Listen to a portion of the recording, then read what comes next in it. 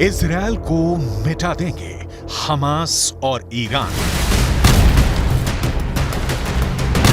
4 दिन का cease fire क्या इजरायल पर भारी पड़ रहा है? दुनिया भर के वॉर एक्सपर्ट्स का साफ कहना है कि 4 दिन के सीज फायर में हमास को जबरदस्त हमले करने के लिए फिर से ऑक्सीजन मिल गई है। खबरें तो यहां तक आ रही हैं कि रूस के वैगनर ग्रुप के कमांडर और लड़ाके भारी हथियारों के साथ हमास के कमांड सेंटर में पहुंच चुके हैं। जबकि चीन ने इस दौरान हमास की सुरंगों में ऐसे खुफिया नेटवर्क बना दिए हैं जो इजरायली टैंकों और पैदल सेना के लिए काल साबित होंगे।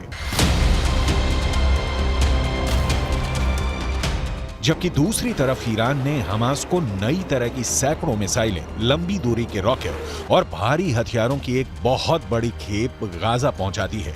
दावा तो यहां तक किया गया है कि ईरान ने अरब और मुस्लिम देशों को साफ साफ कह दिया है कि हम सीज फायर की आड़ में इजरायल के खूनी गुनाहों को रत्ती भर माफ नहीं करेंगे और इजरायल पर 7 अक्टूबर जैसे दर्जनों भीषण हमले होंगे।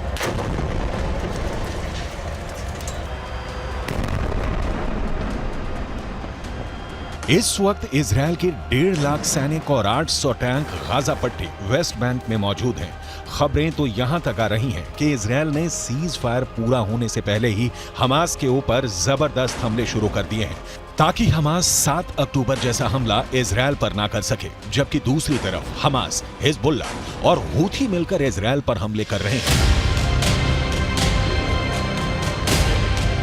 जो साफ साफ संकेत हैं कि ना तो हमास हार रहा है और ना ही हिजबुल्लाह और हूथी के लड़ाके इजरायल पर हमला करने से हिचक रहे हैं, क्योंकि ईरान इस वक्त गाजा युद्ध का बॉस बन चुका है। यही वजह है कि इजरायल के प्रधानमंत्री बेंजामिन नेतन्याहू ने एक ऐसा बयान दे दिया है जो इजरायल के वजूद से जुड़ गया है। इजरायल की हार पर नेतन्याहू का कबूलनामा। इजरायली प्रधानमंत्री बेंजामिन नेतन्याहू ने गाजा युद्ध को लेकर इजरायली मीडिया में बड़ा लेख लिखा है। नेतन्याहू ने गाजा युद्ध पर लिखा है कि ईरान की शैतानी धुरी बन चुका है हमास। नेतन्याहू ने दुनिया को चेतावनी दी कि अगर हमास ईरान युद्ध जीत गए तो अगला नंबर बाकी देशों का होगा। बेंजामिन नेतन्याहू ने यह भी लिखा है कि हमास ने 7 अक्टूबर को जिस तरह आतंक मचाया वो हमें दिखाता है कि अच्छा भविष्य तभी संभव है जब सभ्य दुनिया इन जंगलियों के खिलाफ लड़ेगी। नेतन्याहू ने अलर्ट करते हुए ये भी लिखा है कि कुछ लोगों को लगता है कि हम आराम से अपनी जिंदगी में रहेंगे और बुराई खत्म हो जाएगी, तो ऐसा बिल्कुल भी नहीं है।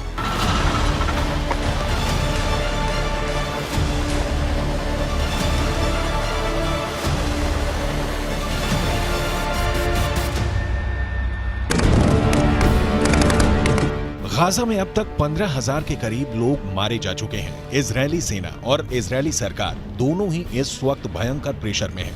एक तरफ हमास का पूरी तरह से खात्मा करने का दबाव इजरायल की 3 लाख की सेना पर है, तो वहीं दूसरी तरफ इजरायल की नेतन्याहू सरकार पर अंतर्राष्ट्रीय दबाव बढ़ता जा रहा है कि वो अपने हमले बंद करे, जंग को रोके। लेकिन इधर जंग को अंजाम तक पहुंचाने का जुनून इजरायल पर बहुत भारी पड़ रहा है। जबकि दूसरी तरफ ईरान के सुप्रीम लीडर अली खामनेई ने इजरायल को धमकी दे दी है कि ईरान गाजा में गिराए गए इजरायल के एक एक बम और लाशों का पूरा हिसाब इजरायल से लेगा और इजरायल को गाजा में खून खराबे की कीमत चुकानी पड़ेगी। देखिए ईरान के सुप्रीम लीडर ने क्या कहा है। ईरानी सर्वोच्च नेता अली खामनेई ने एक्स पर एक पोस्ट में इजरायल को गाजा युद्ध पर चेतावनी दी है। अली खामनेई ने लिखा है कि गाजा पट्टी में आईडीएफ के हमले पर तगड़ा जवाब जरूर मिलेगा। खामनेई ने लिखा है कि गाजा में इजरायल की भीषण बमबारी उस करारी हार की भरपाई नहीं कर पाएगी जिस करारी हार का सामना इजरायल को 7 अक्टूबर को करना पड़ा था। ईरानी सर्वोच्च नेता अली खामनेई ने दावे के साथ लिखा है कि इजरायल अमेरिका के समर्थन के बिना कुछ भी नहीं है और कुछ ही दिनों में इजरायल चुप होने को मजबूर हो जाएगा। इजरायल की हार पर नेतन्याहू का कबूलनामा।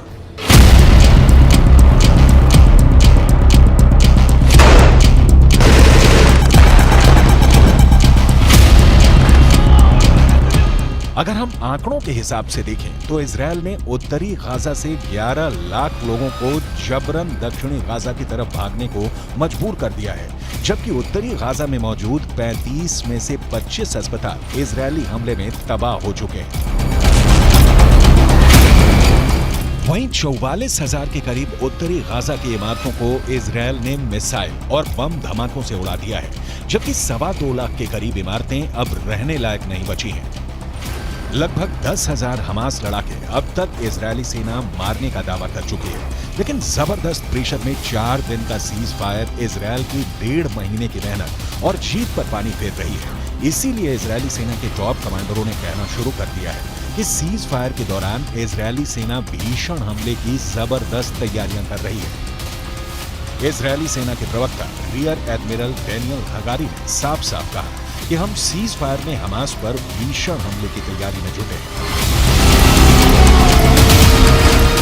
इजरायल को मिटा देंगे हमास और ईरान।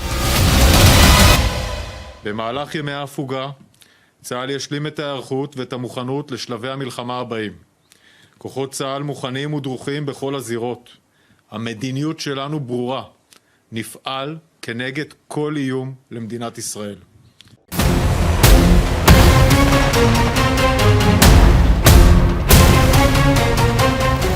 अब सवाल उठता है कि अगर इजरायल सीज फायर के दौरान भी लगातार तेज हमले कर रहा है, तो फिर हमास क्या कर रहा है? पश्चिमी मीडिया के दावों के मुताबिक सीज फायर का फायदा हमास के लादेन के नाम से मशहूर याया सिनवार उठाना चाहता है। इजरायल के एक अखबार के दावे के मुताबिक इजरायल के रक्षा विभाग के अधिकारियों को लगता है कि गाजा में हमास का चीफ याया सिनवार दक्षिणी गाजा पट्टी में मानवीय संकट का फायदा उठाने की कोशिश में है। इस रणनीति के तहत खान यूनुस का लादेन कहा जाने वाला याया सिनवार इजरायली रक्षा बलों पर इतना अंतर्राष्ट्रीय दबाव डालना चाहता है कि आगे अपने अभियान को तेज न कर सके। खान यूनुस ही सिनवार का मुख्य कमांड सेंटर है। माना जा रहा है कि दबाव में इजरायली सेना अपेक्षाकृत सीमित ऑपरेशन के लिए तैयार हो सकती है, जिससे हमास को कोई खास नुकसान नहीं होगा। इजरायली अफसरों का मानना है कि सिनवार युद्ध विराम के बाद जमीनी अभियानों को फिर से शुरू करने में देरी कराने की योजना बनाने में जोर शोर से जुटा है। आप कुछ पॉइंट से समझ लीजिए। हमास का लादेन याया सिनवार उत्तरी गाजा के बजाय दक्षिणी गाजा को बचाने पर अब क्यों जोर दे रहा है? सीज फायर की वजह से खान यूनुस या राफा को निशाना बनाने की बजाय इजरायली सेना नुसैरत, अल बुरायज और दीर अल बलाह जैसे इलाकों पर ही सीमित हमले कर पा रही है। इजरायली सेना दक्षिणी गाजा के गैर मानवीय क्षेत्रों में सीमित अभियान चलाने को मजबूर हो रही है। इसका नुकसान आईडीएफ को ये हो रहा है कि हमास इजरायल के भीषण हमलों से बच रहा है और हमास का लादेन याया सिनवार एक बार फिर से दक्षिणी गाजा में हमास की सैन्य ताकत को मजबूत करने में जुटा है।